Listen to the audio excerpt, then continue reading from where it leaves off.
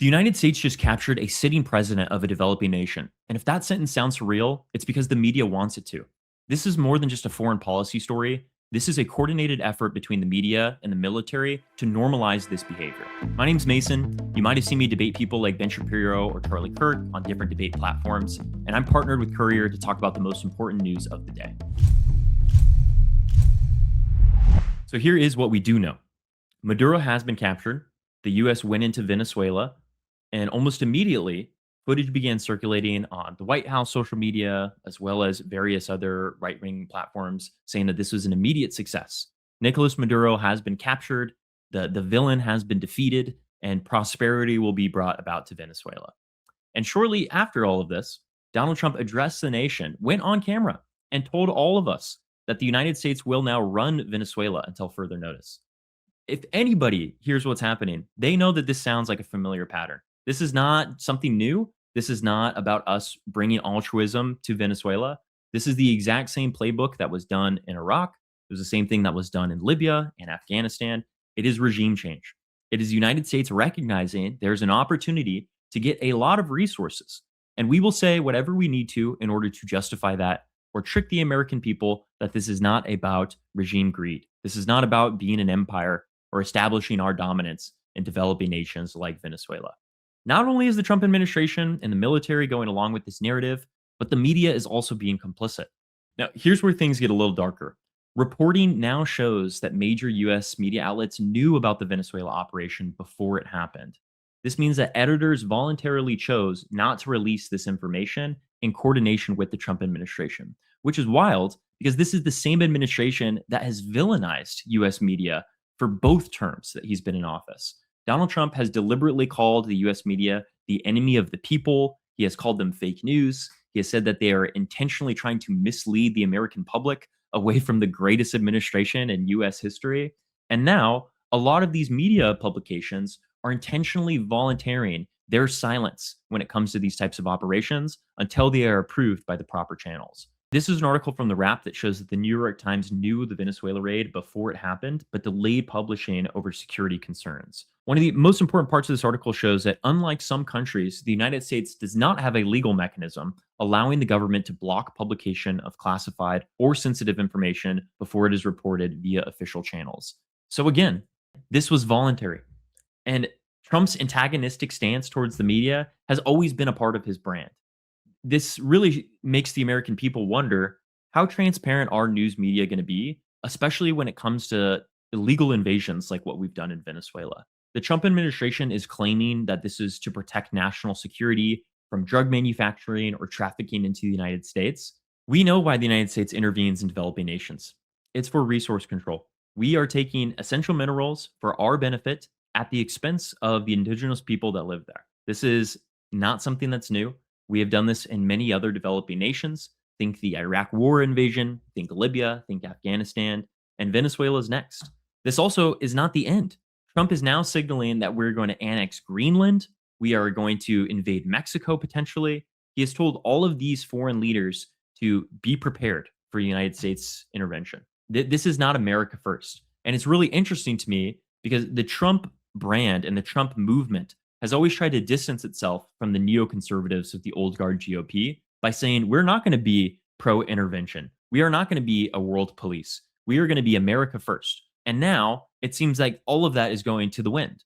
The same people that said, yes, Bush got the Iraq war wrong, we're a different kind of Republican, are now saying that this is a triumph of the United States and that we deserve to take any resources that we want because we are the most powerful nation on the Western Hemisphere. This is why the American people rely on journalists. We rely on news publications to be transparent and tell us the truth. If news publications are biting their tongue because they want to do the bidding of an administration that shows they have zero care for international law, that should jeopardize people's trust in news organizations, especially administrations that intentionally demonize those same publications. But this is more than just legacy media. Alternative media and social media accounts are also circulating AI-generated images and older cycled footage of things that don't even relate to this Venezuelan invasion. Nick Shirley, who's one of the growing right-wing YouTubers who did this whole story on Minnesota fraud, where he got a lot of the information wrong, has been showing Argentina celebrations for soccer events and saying that these are Venezuelan citizens that are celebrating Maduro's capture. It's true that there is a large part of the Venezuelan population that does not approve of Maduro or his regime, but this does not mean that they welcome or celebrate an illegal invasion by the United States to capture a sitting leader. In any other context, this would raise eyebrows, but because it's happening in South America,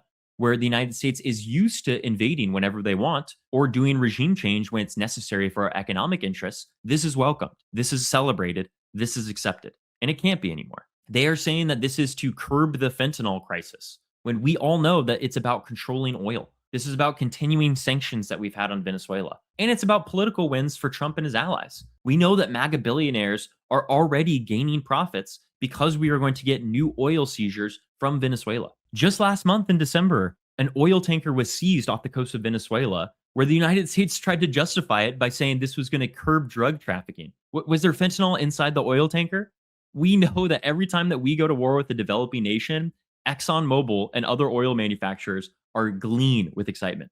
They are grinning ear to ear. This is not about protecting democracy. This is not about flourishing freedom. This is about profits. This is about control, and this is about monopoly of resources. It's not a coincidence that the country that we invade and topple has a monopoly on its oil. Venezuela nationalized its oil industry, which means there's zero competition when it comes to the privatization of these key resources.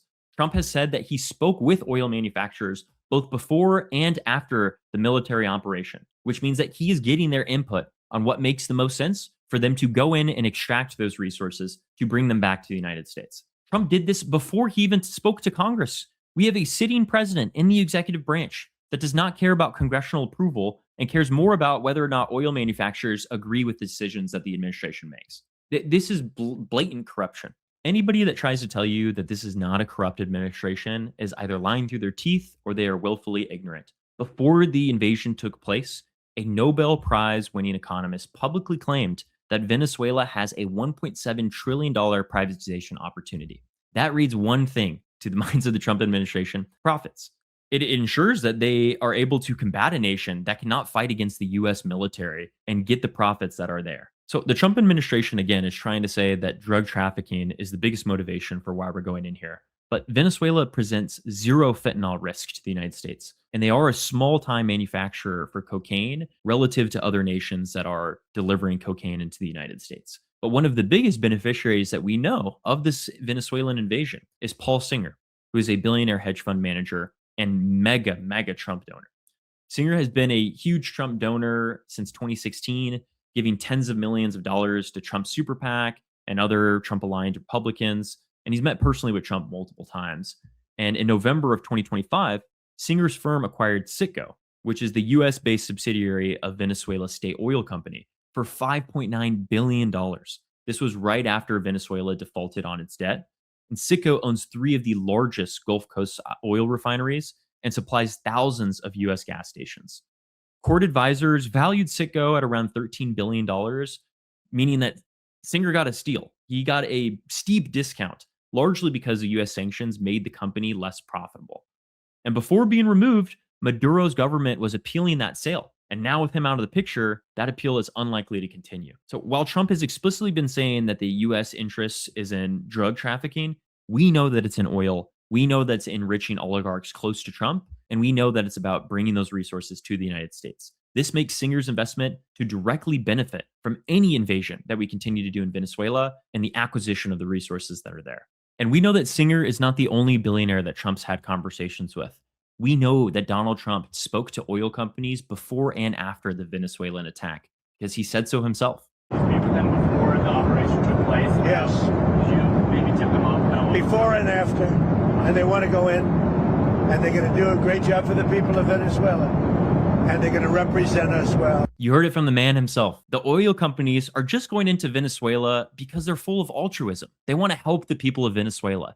It's not for a profit incentive or for them garnering all the resources there or extracting everything that makes Venezuela profitable. It is for altruism. It's to help people. Now, we know that this is a pattern, and Venezuela is not the last stop. Trump has threatened to annex Greenland.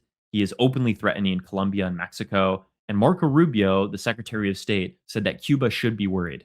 So the pattern here is clear. We are normalizing imperialism, and we are ensuring that the United States can do whatever it wants when it comes to interacting with foreign nations. International law is something that's fake. We don't really care about the sovereignty of other nations or regimes. If we see something that we want, we can go in and take it, even without congressional approval. That is the message that's being delivered here.